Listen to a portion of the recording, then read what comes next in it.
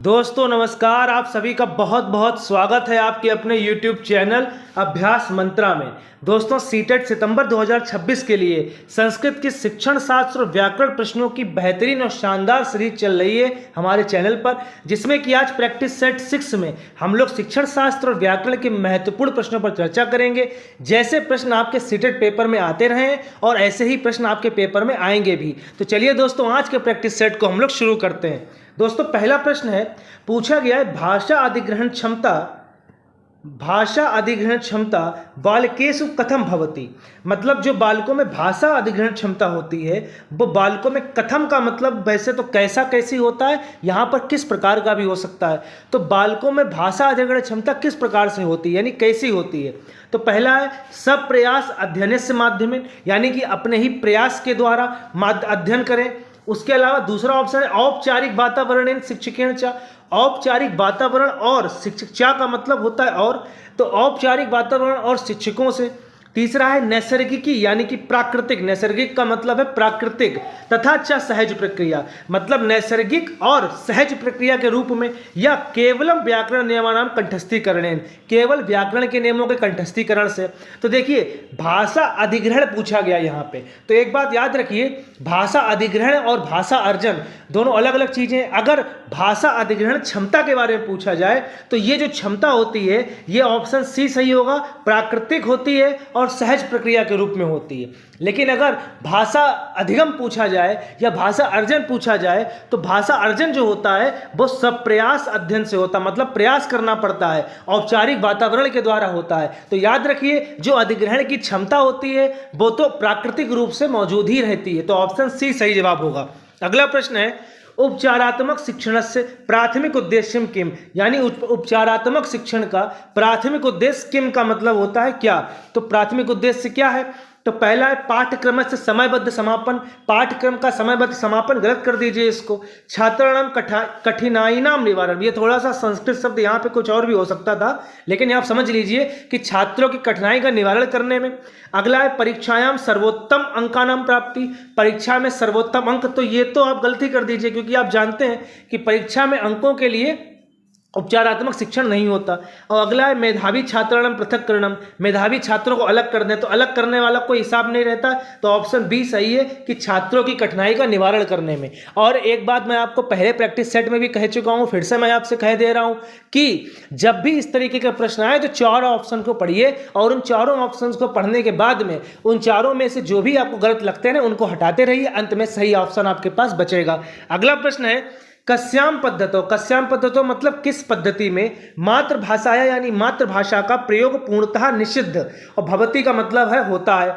तो किस पद्धति में मातृभाषा का प्रयोग पूर्णतः निषिद्ध होता है, मतलब मनाही होती है। तो सही जवाब है ऑप्शन है दोस्तों प्रत्यक्ष पद्धतों, यानी प्रत्यक्ष पद्धति में। अब प्रत्यक्ष पद्धति क्या होती है कि जिस भाषा को सीखना होता है उस भाषा में ही पढ़ाना है, बाकी किसी भी भाषा का यूज नहीं करना है, तो मातृभाषा का प्रयोग वहां पर निषिद्ध हो जाता है। अगला प्रश्न है निदानात्मक परीक्षण से मुख्यम साफल्यम कुत्र वर्तते, यानी कि निदानात्मक परीक्षण जो होता है उसका मुख्य साफल्यम यानी उसकी सफलता कहाँ आपको देखने को मिलती है। कुत्र का मतलब कहाँ, तो पहला है छात्राणाम वर्गीकरण, छात्रों के वर्गीकरण में। पाठ्य पुस्तकानाम मूल्यांकने, पाठ्य पुस्तकों के मूल्यांकन में। भाषा शिक्षण समस्यानाम कारणानाम परिज्ञाने, भाषा शिक्षण की समस्याओं के कारण को जानने में। और अगला है ऑप्शन डी शिक्षक से योग्यता निर्धारण, शिक्षक की योग्यता निर्धारण में। तो देखिए निदानात्मक परीक्षण में शिक्षक की योग्यता निर्धारण तो नहीं होगा, पाठ्य पुस्तक का मूल्यांकन भी नहीं होगा। अब दो ऑप्शन बचते हैं, तो छात्राणाम वर्गीकरण, देखिए वर्गीकरण छात्रों का नहीं किया जाता है क्योंकि छात्रों को कैटेगराइज करने का मतलब होता है अच्छे छात्र एक तरफ बुरे छात्र एक तरफ, तो ये अच्छा एक शिक्षण में काम नहीं माना जाता। तो ऑप्शन सी सही जवाब होगा कि भाषा शिक्षण की समस्याओं को जाने, उनके कारणों को परिज्ञान यानी उनके कारणों को जानने में निदानात्मक परीक्षण, क्योंकि निदान का मतलब ही होता है इलाज, तो इलाज कैसे होगा, कारण जानेंगे इलाज करेंगे। अगला प्रश्न प्राथमिक स्तर यानी प्राथमिक स्तर पे बालस्य भाषा विकासार्थम, यानी बाल यानी बच्चे के भाषा विकास के लिए सर्वतोम महत्वपूर्ण किम अस्ति, सर्वाधिक महत्वपूर्ण क्या है। भाषा व्याकरण से सम्यक ज्ञान, अब देखिए प्राथमिक स्तर पर पूछा गया है तो व्याकरण का सम्यक ज्ञान तो नहीं महत्वपूर्ण होगा, गलत हो जाएगा।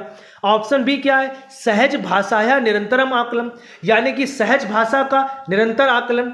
सी ऑप्शन है भाषा पाठ्य पुस्तक सप्रयोजनम पठनम। भाषा की पाठ्य पुस्तक, देखिए पाठ्य पुस्तक पठनम तो ये भाषा विकास के लिए नहीं महत्वपूर्ण होगा प्राथमिक स्तर पर। और ऑप्शन डी है भाषा समृद्ध वातावरण से उपलब्धता। भाषा समृद्ध वातावरण तो यही सही है जहां पर ऐसा वातावरण हो जो भाषाई रूप से समृद्ध माना जाए, जैसे कि जो दीवारें हो क्लास की वहां पर वर्णमाला के पोस्टर हों और तमाम चीजें हों जिससे कि देखकर बच्चा भाषा सीखने के लिए हमेशा अंदर से मोटिवेटेड रहे। तो ऑप्शन डी इसका सही जवाब होगा। अगला प्रश्न है कदाचित छात्रा व्याकरण से नियमान जानती। मतलब कोई छात्र या कुछ छात्र हैं जो व्याकरण के नियमों को जानते हैं, यानी कि एक छात्र है जो व्याकरण के नियमों को जानता है, परंतु सह माने वह व्यवहारे शुद्ध रूपेण, यानी कि व्यवहार में शुद्ध रूपेण प्रयोगम कर्तुम न शक्नोति, शुद्ध रूप से उसका प्रयोग नहीं कर सकता है। तो एतत् किम सूचयति, तो ये क्या सूचना देता है? तो पहला कि छात्र भाषाई क्षमता विकला अस्ति, यानी छात्र की भाषाई क्षमता जो है वो एक तरीके से खराब है, यानी कि उसके अंदर विकल का मतलब रोग से होता है, तो भाषाई क्षमता जो है विकल यानी कि नहीं है उसके अंदर भाषाई क्षमता। बी ऑप्शन है छात्र से प्रक्रियात्मक ज्ञानम तीक्ष्णम अस्ति परंतु घोषणात्मक ज्ञानम दुर्बलम। उसका जो प्रक्रियात्मक ज्ञान है ये तीक्ष्ण यानी कि तेज अच्छा है, परंतु घोषणात्मक ज्ञान जो है वो दुर्बल है। ऑप्शन सी क्या है? अब ऑप्शन सी जो है वो इसका बिल्कुल जस्ट उल्टा है कि उसका जो घोषणात्मक ज्ञान है वो तीक्ष्ण है लेकिन प्रक्रियात्मक ज्ञान है वो दुर्बल है। और ऑप्शन डी है कि शिक्षक से शिक्षण पद्धति निगमन आधारित दोषयुक्ता, कि शिक्षक की जो शिक्षण पद्धति है वो निगमन आधारित दोषयुक्त है। तो देखिए एक बात याद कर लीजिए, दो तरीके के ज्ञान यहाँ पर बात हुई है। एक तो आपका है घोषणात्मक ज्ञान डिक्लेरेटिव नॉलेज, और एक है दोस्तों प्रक्रियात्मक ज्ञान प्रोसीजरल नॉलेज। तो देखिए जो डिक्लेरेटिव ज्ञान होता है यानी कि जो घोषणात्मक ज्ञान है उसमें क्या होता है कि जो बच्चे हैं वो जानते तो हैं नियमों को जान रहे हैं, सब कुछ जान रहे हैं, समझ रहे हैं, उसका अर्थ जान रहे हैं, लेकिन प्रक्रियात्मक ज्ञान का मतलब प्रक्रिया नहीं कर पा रहे, यानी कि उसका कहाँ प्रयोग करना है वो नहीं कर पा रहे। तो जब ऐसा कभी भी कुछ आए सवाल, कहीं पर प्रश्न आए कि बच्चे नियम को जान रहे हैं, समझ रहे हैं, किसी शब्द को भी समझ रहे हैं, उसका अर्थ ग्रहण कर रहे हैं, लेकिन उसका प्रयोग नहीं कर पा रहे हैं, उसमें असमर्थ हैं, तो यानी कि प्रक्रियात्मक ज्ञान उसका कमजोर है। तो ऑप्शन सी सही जवाब होगा। इसीलिए कि घोषणात्मक ज्ञान यानी कि जो डिक्लेरेटिव नॉलेज है वो तीक्ष्ण है, लेकिन जो प्रक्रियात्मक ज्ञान है यानी कि प्रोसीजरल नॉलेज जो है वो उसकी दुर्बल है। अगला प्रश्न है स्टीफन क्रैशन महोदय से बोधगम्य निवेशा I+1 इत्यस्य कहा अर्थ है। देखिए इसमें जो I आया इसका मतलब होता है जिस स्तर पर बच्चा पढ़ रहा है, और +1 का मतलब होता है एक स्तर ऊपर, यानी कि वर्तमान स्तर से एक स्तर ऊपर। तो ऑप्शन डी सही होगा कि छात्र से यानी छात्र के वर्तमान स्तरात यानी वर्तमान स्तर से किंचित उच्चतर स्तर से सामग्री प्रदानम, कुछ ऊंचे स्तर की सामग्री प्रदान करने में। तो ऑप्शन डी। अगला प्रश्न है भाषा शिक्षण मूल्यांकन से मुख्य उद्देश्य का भवेत। भवेत का अर्थ है दोस्तों होना चाहिए, भवती से बना है, भवती का मतलब था होता है पीछे बताया, और भवेत का मतलब है होना चाहिए। तो भाषा शिक्षण में मूल्यांकन का मुख्य उद्देश्य क्या होना चाहिए? तो देखिए पहला है छात्र से उपलब्धि स्तरम ज्ञात्वा, यानी कि छात्र की उपलब्धि का स्तर जानकर, ज्ञात्वा का मतलब है जानकर, तस्य अधिगम प्रक्रिया में निरंतर सुधार, उसकी अधिगम प्रक्रिया में निरंतर सुधार करें। बी ऑप्शन है कि छात्र के उत्तीर्ण प्रमाण पत्रम दानम, छात्र को उत्तीर्ण प्रमाण पत्र दे दें, तो ये गलत है। ऑप्शन सी है छात्र से त्रुटिभ्या तम वर्गात निष्कासनम, मतलब छात्र की त्रुटियों के कारण उसको वर्ग से निकाल दें, मतलब उसका निष्कासन ही कर दें, तो ये तो बिल्कुल गलत है। अगला है विद्यालय से परीक्षा परिणाम श्रेष्ठता प्रदर्शन, विद्यालय के परीक्षा परिणाम में श्रेष्ठ प्रदर्शन। तो देखिए परीक्षा परिणामों से कभी लेना देना नहीं होता है शिक्षण शास्त्र में, तो सही जवाब है ऑप्शन ए कि छात्र की उपलब्धि का स्तर जाने और उसके बाद उसकी अधिगम प्रक्रिया में सुधार करें। अगला प्रश्न है बालकस्य भाषा विकासम सर्वाधिकम कहा प्रभावितम करोति, यानी कि बालक के भाषा विकास को सर्वाधिक कौन प्रभावित करता है? कहा का अर्थ होता है कौन, तो करोति माने करता है, कौन प्रभावित करता है। तो क्या कौन प्रभावित करेगा? पहला है विद्यालय से भौतिक सुविधा वातावरण, यानी कि विद्यालय की जो भौतिक सुविधाएं हैं, मतलब बैठने की सुविधा और जो क्लासरूम में पंखे वगैरह हैं कि नहीं, बोर्ड कैसा, ये सब। अगला है समाज से तथा परिवार से भाषाई परिवेश, समाज और परिवार का भाषाई परिवेश। पाठ्य पुस्तका नाम कठिनता स्तर, पाठ्य पुस्तकों की कठिनता का स्तर, या ऑप्शन डी मूल्यांकन परीक्षा या जटिल प्रणाली। मूल्यांकन परीक्षा को जटिल बना दें। तो सही जवाब क्या है? ऑप्शन बी, समाज और परिवार का भाषाई परिवेश जो होता है सर्वाधिक पूछा गया है। देखिए जो पहला ऑप्शन है विद्यालय से भौतिक सुविधा वातावरण, तो वो भी कहीं ना कहीं थोड़ा बहुत तो प्रभावित करता है, लेकिन सर्वाधिक प्रभावित करेगा कौन? Option B. अगला प्रश्न, संरचनावादी कक्षायाम यानी कि कंस्ट्रक्टिविस्ट क्लासरूम, तो बहुत ही इंपॉर्टेंट क्वेश्चन है। तो संरचनावादी कक्षा में छात्रा कथम ज्ञान प्राप्त होती। देखिए पेपर में आपको ये इंग्लिश शब्द लिखे नहीं मिलेंगे, ये इसलिए लिख दिए गए हैं कि आप इंग्लिश से उसका थोड़ा अनुमान लगा लें। कंस्ट्रक्शन का मतलब क्या होता है? कंस्ट्रक्शन का मतलब निर्माण करना, तो उसी से बना है संरचनावादी। तो देखिए तो किस प्रकार का यानी कैसे ज्ञान प्राप्त होता है उसे संरचनावादी कक्षा में? तो पहला है शिक्षक से व्याख्यानाना मूक श्रवण, शिक्षक के व्याख्यान का मूक श्रवण करना, मतलब बस सुनते रहो और बैठे रहो। अगला है सहपाठिनाम गृह कार्य से नकल करने, सहपाठी के गृह कार्य की नकल करें। तीसरा है केवलम पाठ्य पुस्तकम नियमानाम स्मृत्वा, यानी केवल पाठ्य पुस्तक के नियमों को स्मरण करके। और ऑप्शन डी है कि सक्रिय क्रियाकलाप है, सक्रिय क्रियाकलाप यानी कि एक्टिव रहे बच्चा, परस्पर अंतःक्रिया तथा स्वानुभव है, अंतःक्रिया के द्वारा और परस्पर अंतःक्रिया मतलब एक दूसरे के साथ बच्चे लगे हैं, सहपाठी हैं, उनके संग क्रियाएं कर रहे हैं तमाम, और स्वानुभव और अपने अनुभव। तो संरचनावादी कक्षा है, तो संरचनावादी का मतलब कुछ करे रचनात्मक रूप से, तो ऑप्शन डी ही सही होगा इसका। अगला प्रश्न है कश्चन छात्र गद्यांशम पठन अनुमानम करोति। कश्चन का मतलब है कोई, तो कोई छात्र गद्यांशम पठन अनुमानम करोति, तो वो क्या करता है? गद्यांश पढ़ते हुए अनुमान करता है। अत्र, देखिए अत्र का मतलब याद रखिएगा, अत्र का मतलब होता है यहाँ। तो यहाँ अनुमान इति उपकौशलेन किम सूच्यते, यहाँ जो अनुमान है ये उपकौशल क्या सूचित करता है? देखिए तो पहला ऑप्शन है छात्रा केवल भविष्यवाणी करोति यत् कथायाम अग्रे किम भविष्यति, मतलब गद्यांश पढ़ते हुए छात्र केवल भविष्यवाणी करता है कि आगे क्या होगा, आगे क्या है। अगला ऑप्शन छात्रा स्वपूर्व ज्ञानेन, छात्र अपने पूर्व ज्ञान से पाठ्य सामग्री संकेते चा अर्थ से निर्माण करोति, और पाठ्य सामग्री के संकेत के द्वारा अर्थ निर्माण करता है। अगला छात्र अपरिचित शब्दानाम अर्थम शब्द कोश से सहायन अन्वेषयति, यानी कि छात्र जो है वो अपरिचित शब्दों के अर्थ को में शब्द जो कोश होता है डिक्शनरी उसकी सहायता कर लेता है। छात्र गद्यांश से मुख्य विचारम ज्ञातुम, छात्र गद्यांश के मुख्य विचारों को जानने के लिए तीव्र गत्या विहंगम दृष्टया पढ़ी, तेज तेज पढ़ने लगता है। तो देखिए अनुमान पूछा गया, अनुमान कब करता है व्यक्ति? अनुमान तब करता है जब आपको उस बारे में कुछ नॉलेज हो, कुछ आपको ज्ञान हो, जैसे कि बारिश होगी कि नहीं, तो अनुमान कैसे करता है व्यक्ति? बादलों को देखकर पहले से पता होता है कि बादल आ गए तो बारिश होगी। तो अनुमान तभी होता है जब पूर्व ज्ञान का प्रयोग होता है। तो ऑप्शन बी सही होगा कि अपने पूर्व ज्ञान और जो पाठ्य सामग्री संकेत उसके द्वारा अर्थ का निर्माण करता है, तो ऑप्शन बी। अगला प्रश्न है कश्चन शिक्षिका यानी कोई शिक्षक छात्रान गद्यांशम पठित्वा तस्मात् मुख्य शीर्षकम अन्वेष्टुम कथयति, मतलब ये कहा गया है कि कोई शिक्षक छात्रों के गद्यांश पढ़कर उनसे मुख्य शीर्षक अन्वेष्टुम यानी मुख्य शीर्षक मतलब टाइटल लिखने को कहता है। तो अत्र सह कस्य कौशल से परीक्षण करोति, तो वो किस कौशल का परीक्षण कर रहा है? देखिए अब समझने वाली बात है, बहुत पूरा पैसेज पढ़ लिया और पूरा पैसेज पढ़ने के बाद टाइटल चुन रहे हैं, तो टाइटल चुनने का मतलब होता है केंद्रीय भाव, सेंट्रल आइडिया। तो जब भी कभी एक बड़ी चीज से कोई केंद्रीय भाव निकाला जाता है, कोई एक मेन पॉइंट निकाले जाते हैं, मुख्य बिंदु अगर आ जाएं तो मुख्य बिंदु निकाले जाएं, तो वो हमेशा होता है स्किमिंग, उसको कहते हैं स्किमिंग कौशल। ठीक है, याद रखिएगा, अगर कोई कहानी पढ़कर कोई कविता पढ़कर उसका केंद्रीय भाव या उसमें से मुख्य बिंदु लिखे जाते हैं तो उसको स्किमिंग कहते हैं, ऑप्शन डी। अगला प्रश्न है भाषा अधिग्रहणम एवं भाषा अधिगमा इत्यन्यो मुख्य अंतर बिंदु किम अस्ति, यानी भाषा अधिग्रहण दिया गया है, भाषा अधिगम दिया गया है, तो इनमें मुख्य बिंदु जो मुख्य अंतर बिंदु है वो क्या है? अभी पीछे मैंने आपको बताया, क्या बताया था कि जो भाषा अधिग्रहण और भाषा अधिगम है उसमें क्या अंतर होता है कि भाषा अधिगम जो है वो प्रयास से आता है, परिवेश और स्वाभाविकता, यानी कि जो भाषा अधिग्रहण की क्षमता होती है वो तो जन्मजात होती है, लेकिन जो भाषा अधिगम है वो सचेतन प्रयास से आएगा, अपने स्वाभाविक रूप से सीखना होगा और परिवेश की वजह से आएगा। क्षमता तो है जन्मजात, लेकिन आपसी जो आपस का माहौल है, आपके आसपास का जो परिवेश है और जो प्रयास किया जाएगा उससे भाषा अधिगम होगा, तो ये मुख्य अंतर होता है। अगला प्रश्न है पोर्टफोलियो मूल्यांकनम पारंपरिक परीक्षाया कथम भिन्नम अस्ति, यानी पोर्टफोलियो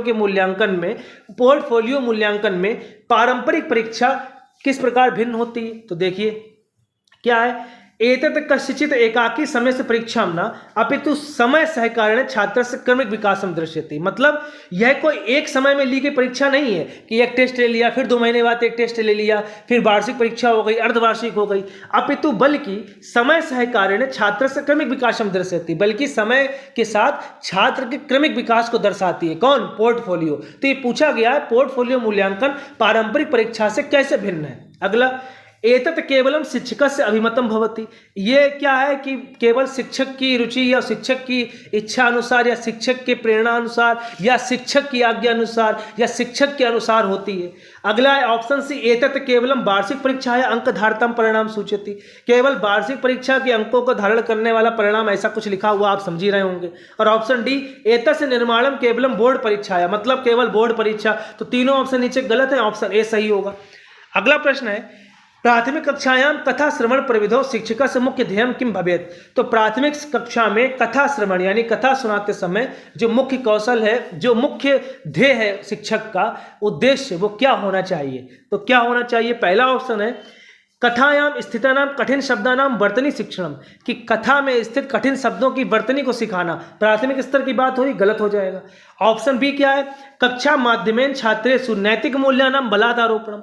कक्षा के माध्यम से कथा के माध्यम से छात्रों में नैतिक मूल्यों के बल का आरोपण करना, नैतिक मूल्य मतलब उसमें डालना बच्चे में। तो ये सही हो सकता है, लेकिन और ऑप्शन पढ़िए। कथा या नायक चरित्र चित्रण से परीक्षा प्रश्न तैयारी। कथा के नायक के चरित्र चित्रण से संबंधित परीक्षा में प्रश्नों की तैयारी करना, तो ये तो गलती हो जाएगा। प्राथमिक स्तर पर भाई अब कथा सुनाएंगे, चरित्र चित्रण के हिसाब से प्रश्न देंगे क्या? गलत है। और ऑप्शन डी है कि छात्रेषु समग्र रूपेण भाषा बोध से कल्पना शक्ति च उद्दीपनम। मतलब अब देखिए, पूरी हिंदी अगर आपको नहीं भी आ रही है तो आप कैसे समझेंगे? कल्पना शक्ति यानी कल्पना शक्ति, च का मतलब होता है और, भाषा बोध मतलब भाषा बोध, समग्र रूपेण मतलब समस्त रूप में, मतलब छात्र को समस्त रूप में भाषा बोध और कल्पना शक्ति का उद्दीपन उसके अंदर डालना, मतलब प्रभावित, ये प्रभाव उसके अंदर डालना कि जिससे उसकी कल्पना शक्ति बढ़े, उसका भाषा बोध बढ़े। तो अब देखिए 2 ऑप्शन बचते हैं, तो ऑप्शन डी सबसे ज्यादा उचित लग रहा है, तो यही सही कर दीजिए। प्रश्न अच्छे लग रहे हो तो वीडियो को लाइक कीजिए और दोस्तों जिनको भी आवश्यकता हो उन तक हमारा वीडियो शेयर कीजिए। चैनल पर अगर आप नए हैं तो प्लीज़ चैनल को सब्सक्राइब कीजिए और कोई भी कंफ्यूजन हो, कोई भी प्रश्न हो, कोई भी टॉपिक हो तो कमेंट बॉक्स में लिखिए। अगला प्रश्न है, कश्चन बाला यानी कोई बच्चा वाक्यम वक्तुम शक्नोति, वाक्य को बोल सकता है परंतु तस्मिन् प्रयुक्त शब्दानाम सामाजिक संदर्भानुसार उचित प्रयोगम न जानती। परंतु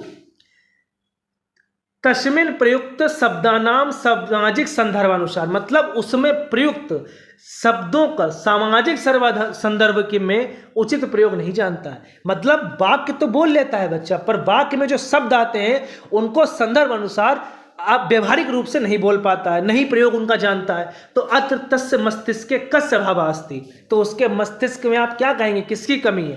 पहला है ध्वनि विज्ञान। देखिए, अगर ध्वनि विज्ञान की कमी होगी तो वो पढ़ भी नहीं पाएगा, क्योंकि ध्वनि विज्ञान मतलब वर्ण पहचान, तो ये तो गलत होगा।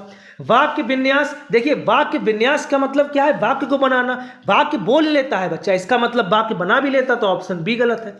सी क्या है? अर्थ विज्ञान, उपयोगिता विज्ञान। और चौथा है शब्द रूप विज्ञान, तो शब्दों को भी पढ़ ही लेता है, वो समझ भी लेता है, तभी तो वाक्य पढ़ रहा है, लेकिन शब्दों का बस प्रयोग नहीं जान रहा, यानी उपयोगिता विज्ञान की कमी है, और अर्थ विज्ञान या उपयोगिता विज्ञान। अगला प्रश्न है, संस्कृत प्रत्यक्ष विधि है, यानी संस्कृत की प्रत्यक्ष विधि में मुख्य संकटम सीमा का अस्ति, मुख्य संकट या सीमा क्या है? तो प्रत्यक्ष विधि के बारे में हम लोग पहले ही जान गए क्या, कि इस विधि में मातृभाषा या पूर्ण प्रतिबंधात, मातृभाषा के पूर्ण प्रतिबंध से प्राथमिक स्तर छात्रेषु बोध शून्यता भवितुम अर्हति, यानी प्राथमिक स्तर में जो मातृभाषा होता है, उसका मातृभाषा होती है, उसका प्रयोग बिल्कुल शून्य कर देते हैं, तो उसकी वजह से सीखने में कठिनाई भी हो सकती है। तो ऑप्शन बी सही जवाब होगा। अगला प्रश्न, ऊर्ध्वमुखी पठन उपागमे कहा कृपिक मार्ग अनुसृत है। देखिए ये बहुत इंपॉर्टेंट क्वेश्चन है। देखिए ऊर्ध्वमुखी और अधोमुखी 2 प्रकार के आप उपागम जानिए। तो अधोमुखी का मतलब, अधो माने नीचे, तो ऊपर से नीचे की तरफ। पहले नियम पता चले गए, जैसे कि होता है ना कि पहले परिभाषा पता चली गई, फिर उसके बाद उदाहरण पता चल रहे हैं, फिर उसका प्रयोग सीख रहे हैं, तो इसी प्रकार से नियम से जब उदाहरण ऊपर से नीचे की तरफ आए तो अधोमुखी। जैसे ऑप्शन सी, पहले नियम, फिर उदाहरण, फिर उसका अभ्यास, फिर परीक्षा। तो ये जो ऑप्शन सी लिखा हुआ है, ये लिखा हुआ है अधोमुखी उपागम, ठीक। और जो ऑप्शन डी है कि पहले नीचे से ऊपर, ऊर्ध्वमुखी का मतलब क्या? ऊर्ध्व का मतलब ऊपर, तो नीचे से ऊपर, यानी पहले वर्ण, फिर शब्द, फिर पदबंध, फिर वाक्य। तो ऑप्शन डी इसका बिल्कुल सही जवाब होगा। अक्षरम यानी वर्णः, शब्दः, पदबंधः, वाक्यम। अगला प्रश्न है भाषा अधिगमे त्रुटिः शिक्षकस्य कृते कीदृशो भवन्ति। अब त्रुटियों के बारे में पूछा गया है भाई, तो देखिए आप ऑप्शन से ही कर लेंगे। छात्र की बुद्धिमत्ता न्यूनता सूचक, यानी छात्र की बुद्धिमत्ता न्यून है, त्रुटि तो हम आप भी कर देंगे, तो हम लोग की बुद्धिमत्ता क्या न्यून यानी कम ही है, तो गलत कर दीजिए। अगला है शिक्षक प्रक्रियायाम बाधा रूपा निवारणीय च, मतलब शिक्षण प्रक्रिया में बाधा है और इनका निवारण करना चाहिए। त्रुटियां कभी भी बाधा नहीं है, कहा गया है शिक्षण प्रक्रिया में बाधा रूप में है और निवारणीय है, यानी निवारण करने योग्य है। तो निवारण करने योग्य तो है पर बाधा रूप में नहीं है, यह बात ध्यान रखिए। अगला है छात्र से विचार प्रक्रिया या अधिगम मार्ग से च अन्वेषण साधनानी, छात्र के विचारों की प्रक्रियाओं में और अधिगम के मार्ग में अन्वेषण का साधन मतलब उनकी कमियों को सुधारने का साधन है, यानी कि जो वो सीख रहे हैं उनको जानने का साधन है। और ऑप्शन डी विद्यालय प्रशासन से कृते नकारात्मक परिणाम प्रदाता, ये नकारात्मक परिणाम प्रदान करने वाली है, तो ऑप्शन सी बिल्कुल सही जवाब होगा। अगला प्रश्न है भाषा कक्षायाम प्रामाणिक सामग्री इति रूपेण किम स्वीकृतुम न शक्यते, मतलब भाषा कक्षा में प्रामाणिक सामग्री के रूप में क्या स्वीकार नहीं किया जा सकता है। तो प्रामाणिक सामग्री बेसिकली पूछा गया है प्रामाणिक सामग्री क्या नहीं है। अब प्रामाणिक सामग्री के बारे में पिछले प्रैक्टिस सेट्स में 2-3 बार बताया जा चुका है। प्रामाणिक सामग्री क्या सामग्री, वो सामग्री होती है जो व्यवहारिक रूप से मौजूद है आसपास के वातावरण में, मतलब प्रैक्टिकल रूप में मौजूद है। तो पहला है, तो इसे पूछा है क्या स्वीकार नहीं है, तो पहला है शिक्षकेण केवल व्याकरण नियमानाम अभ्यासाम निर्मित काल्पनिक वाक्य प्रपत्रम, यानी शिक्षक के द्वारा व्याकरण के नियमों के अभ्यास के लिए निर्मित काल्पनिक वाक्य प्रपत्र, मतलब ऐसा कोई प्रपत्र या ऐसी कोई कागज पुस्तिका जो शिक्षक ने केवल व्याकरण नियमों के अभ्यास के लिए बनाई है। अगला है स्थानीय संस्कृत पत्रिका प्रकाशित कश्चिन लेख, स्थानीय संस्कृत पत्रिका मतलब जहां पर रहते हैं उस स्थान विशेष की कोई संस्कृत पत्रिका प्रकाशित, उसका कोई लेख, तो ये तो प्रमाणिक है क्योंकि भाई ये है प्रैक्टिकल रूप में मौजूद, आसपास एक पत्रिका है मौजूद। अगला है रेलवे स्थानक से समय सारणी, रेल स्टेशन की समय सारणी अथवा भोजनालय का सूची पत्र, तो ये भी प्रामाणिक सामग्री है क्योंकि ये मौजूद है आसपास के व्यवहारिक रूप से। और डी है कश्चित महाकवि मूल रचनाएं अंश, किसी महाकवि का या किसी कवि का मूल रचना का अंश, तो ये भी प्रामाणिक है क्योंकि ये मौजूद है व्यवहारिक रूप से, बनाई हुई नहीं है, सोची हुई नहीं है, तो ऑप्शन ए इसका सही जवाब होगा। अगला प्रश्न है पठन वैकल्यम, यानी कि पठन वैकल्य मतलब पठन संबंधी रोग डिसलेक्सिया मुख्य रूपेण कस्य प्रक्रिया या अपवाद मान्यते, मुख्य रूप से किस प्रक्रिया में अपवाद है माना जाता है। तो देखिए पहला है केवलम ध्वनि चिन्ह नाम लेखन क्षमता, केवल ध्वनि चिन्हों की लेखन क्षमता में, तो लेखन क्षमता में तो नहीं है।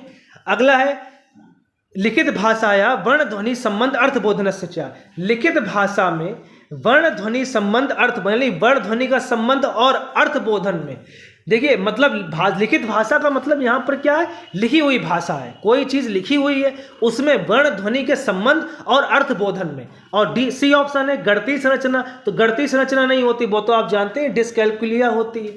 और अगला है छात्र से सामाजिक अंतरक्रिया या संवादात्मक कौशल, छात्र की सामाजिक अंतरक्रिया और संवादात्मक, ये भी नहीं होगा, तो ऑप्शन बी सही जवाब होगा कि लिखित भाषा में वर्ण ध्वनि संबंध और अर्थबोधन। देखिए वर्ण ध्वनि संबंधी तो नहीं हो पा रहा, अगर वर्ण ध्वनि संबंधी बच्चा कर ले तो पढ़ ही लेगा और पढ़ लेगा तो अर्थ भी निकाल लेगा, तो यह ऑप्शन बी सही जवाब है। अगला प्रश्न है भाषणात्मक कौशल्य से मूल्यांकन अधोलिखितेषु कस्य महत्व न्यूनतम वर्तते, यानी पूछा गया है भाषणात्मक कौशल के मूल्यांकन में अधोलिखितेषु यानी अधोलिखित में कस्य का मतलब होता किसका या किसकी, किसका महत्व न्यूनतम है, तो न्यूनतम महत्व पूछा। पहला है संदर्भानुसारम प्रयुक्त शब्दानाम सार्थकता, यानी संदर्भ के अनुसार जो शब्द प्रयोग हुए उनके हिसाब से उनकी सार्थकता।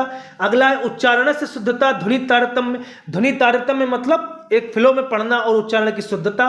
विचार प्रकटने प्रभाव स्वाभाविकता, विचारों की प्रकटता और स्वाभाविकता। और अगला क्या है व्याकरण नियमानाम सचेतनम सूक्ष्म प्रयोगम कौशलम, व्याकरण के नियमों का सचेतन रूप से और सूक्ष्म रूप से प्रयोग करना। तो देखिए भाषणात्मक कौशल में सबसे कम जो न्यूनतम जो होगा महत्व होगा वो ऑप्शन डी होगा, ठीक है, भाषणात्मक कौशल में यानी बोलने में, तो ऑप्शन डी। अगला प्रश्न है राष्ट्रीय शिक्षा नीति 2020 अनुसारम प्राथमिक स्तरे शिक्षण से माध्यमम किम भवेत। भवेत का मतलब होना चाहिए पहले ही, तो अब माध्यम आ गया और प्राथमिक स्तर में शिक्षण का माध्यम पूछा गया है, तो प्राथमिक स्तर में किस प्रकार में माध्यम में शिक्षा होनी चाहिए, क्या बताया गया है, छात्र से मातृभाषा यानी गृह भाषा, ऑप्शन ए। अगला प्रश्न, रामानुजा इति पदे कहाँ समासा वर्तते। अब रामानुजा का मतलब क्या होता है, राम का अनुज यानी रामस्य अनुजा, और रामस्य अनुजा जब भी कभी ये कारक शब्द बीच में आ जाए, कारक शब्द नहीं कारक प्रसंग बीच में आ जाए, ने को का की ये सब आ जाए, तो वहां पर तत्पुरुष समास होता है, ऑप्शन सी। अगला प्रश्न, गुरुवे इति शब्द रूपे का विभक्ति आसीत। तो दोस्तों अस्ति पूछा गया, अस्ति का मतलब होता है और आसीत का मतलब होता है था, ठीक याद रखिएगा। अब एक आपने श्लोक सुना होगा संस्कृत का कि गुरु ब्रह्मा गुरु विष्णु गुरुदेव महेश्वरा गुरु साक्षात परब्रह्म ही तस्मै श्री गुरुवे नमः, तो गुरुवे आता है उसमें, गुरुवे नमः। तो इसी तरीके से आप अगर सूर्य नमस्कार मंत्र देखते होंगे तो सूर्याय नमः, आदित्याय नमः, और एक शब्द आता है भानवे नमः, एक मंत्र आता है भानवे नमः। तो जब भी कभी ये वे वाले शब्द आते हैं तो ये हमेशा होते हैं चतुर्थी विभक्ति संप्रदान कारक, और जितने भी नमस्कार वाले होते हैं, जितने भी नमस्कार वाले हैं, सूर्याय नमः, आदित्याय नमः, गणेशाय नमः, गुरुवे नमः, भानवे नमः, इन सब में चतुर्थी विभक्ति होती है संप्रदान कारक। प्रश्न अच्छे लग रहे हो तो वीडियो को लाइक जरूर करते रहिए दोस्तों। अगला प्रश्न है, नद्या इति रूपम नदी शब्द से कस्य वचनम अस्ति। देखिए अब ये नद्या शब्द जो लिखा है, नद्या में विसर्ग लगी है, कोई मात्रा नहीं है, तो यहाँ पे कंफ्यूजन हो जाती है, लेकिन ये है बहुवचन, इसमें कोई बड़े आ की मात्रा नहीं है। आप अगर शब्द रूप पढ़े होंगे तो जानते होंगे ज्यादातर बहुवचन में बड़े आ की मात्रा के बाद विसर्ग आ जाती है, लेकिन इसका सही जवाब है ऑप्शन ए। अगला प्रश्न, अतिष्ठत इति धातु रूपे कहा लकार अस्ति। इसमें कौन सा लकार है। अब देखिए क्रिया से पहले क्या आ आया है, तो जब आ जुड़ जाता है पहले वो हमेशा कौन सा लकार होता है, लंग लकार। लंग लकार मतलब भूतकाल। अगला प्रश्न, पिबती इति क्रियापदे मूल धातु कहा अस्ति। ये बहुत ही महत्वपूर्ण प्रश्न है दोस्तों, पूछा गया है इसमें मूल धातु क्या है। मूल धातु मतलब जिससे कोई रूप बना है, जैसे कि पठती तो पठ धातु से बना है, ठीक, गच्छति गम धातु से बना है। इसी प्रकार पिबती जो बना है पिब से नहीं बना है, ना ही पाल से बना, ना ही पिबत से, ऑप्शन बी सही है, पा धातु से। दोस्तों चैनल पर नए हैं तो सब्सक्राइब जरूर कर लीजिए। कोई कंफ्यूजन हो, कोई प्रश्न हो, कोई टॉपिक हो तो कमेंट बॉक्स में जरूर लिखिए दोस्तों, और वीडियो को लाइक जरूर करते रहिए। अगला प्रश्न है, प्रत्युपकारः इति पदे कहा उपसर्गः अस्ति। अब देखिए जितने भी ये आधे अक्षर और या वाले होते हैं, पिछले प्रैक्टिस सेट अगर आपने देखे होंगे तो इनकी मैंने संधि की ट्रिक भी बताई है। अब इसमें संधि कौन सी प्रत्युपकारः में कमेंट करके बताइए, और इसमें जो उपसर्ग होगा वो होगा दोस्तों प्रति। जैसे कि प्रत्येक में प्रति, जैसे प्रत्येक होता है उसमें प्रति उपसर्ग होता है, इसी प्रकार प्रत्युपकारः में भी प्रति।